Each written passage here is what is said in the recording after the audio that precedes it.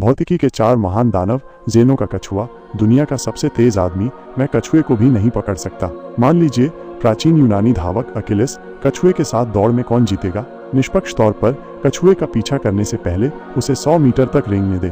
Achilles की गति 10 metre प्रति सेकंड है, कछुए की गति 1 मीटर प्रति सेकंड है। सामान्यतः कहें तो अकिलिस निश्चित रूप से कछुए को आसानी से पकड़ लेगा, क्योंकि उसकी गति कछुए से 10 गुना अधिक है। लेकिन कुछ अजीब हुआ, जब अकिलिस 10 मीटर दौड़ा, कछुआ भी रेंगकर 1 मीटर आगे चला गया है। जब अकिलिस ने अगला मीटर दौड़ा, कछुआ 0.1 मीटर और आगे रेंग गया। और इसी तरह जब भी अकिलिस कछुए की पिछली स्थिति पर पहुंचता है, जब तक कछुआ रुकेगा नहीं, वो सदैव एक निश्चित दूरी तक आगे बढ़ता रहेगा। हालांकि दूरी कम होती जाएगी, लेकिन तार्किक निष्कर्ष से ऐसा लगता है कि कछुआ हमेशा एक नया प्रारंभिक बिंदु बनाने में सक्षम है। ऐसा लग रहा था कि अकिलिस कभी कछुए को पकड़ नहीं पाया।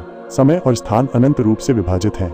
चैंपियन अनंत घोंसले वाली गुड़िया के जाल में फंसता हुआ प्रतीत होता है। ये ज़ेनो का विरोधाभास है। इसका सार समय और स्थान की निरंतरता पर सवाल उठाना है। इससे एक गंभीर प्रश्न भी उठता है, क्या समय और स्थान को अनंत रूप से विभाजित किया जा सकता है? क्या समय और स्थान की कोई सबसे छोटी इकाई है? ये प्रश्न 2000 वर्षों से भी अधिक समय से वैज्ञानिकों को उलझन में डाले हुए है। क्वांटम यांत्रिकी के आगमन तक इस समस्या ने एक नई सफलता हासिल की है। क्वांटम यांत्रिकी में समय की एक सबसे छोटी इकाई है प्लैंक समय। अंतरिक्ष की भी एक सबसे छोटी इकाई है प्लैंक लंबाई। समय और स्थान को अब अनंत रूप से विभाजित नहीं किया जा सकता। जब खोज प्रक्रिया इस श्रेणी में प्रवेश करती है, कछुआ अब नया प्रारंभिक बिंदु नहीं बना सकता। अकिलिस जल्द ही कछुए को पकड़ लेगा। जब आप राजमार्ग पर फंस जाते हैं, हालांकि जब आप भीड़ भाड़ वाली सड़क से निकलते हैं, तो आप हर 2 कदम पर रुकते हैं और हर 3 कदम पर रुकते हैं। आपको लगेगा कि आगे कोई यातायात दुर्घटना हो गई है। मैंने कोई दुर्घटनाग्रस्त वाहन नहीं देखा। आप आश्चर्य करने लगते हैं, ट्रैफिक जाम का वास्तविक कारण क्या है? वास्तव में यदि कोई टकराव न भी हो तो भी, जब तक आगे कोई कार है जो धीमी गति से चल रही है, आपके पीछे वाले ड्राइवर को भी ब्रेक लगाना होगा। जब तक आगे कोई कार है जो धीमी गति से चल रही है, जैसे जैसे अधिकाधिक चालक गति धीमी करने के लिए ब्रेक लगाते हैं, अंततः पीछे वाली कार पूरी तरह रुक जाएगी।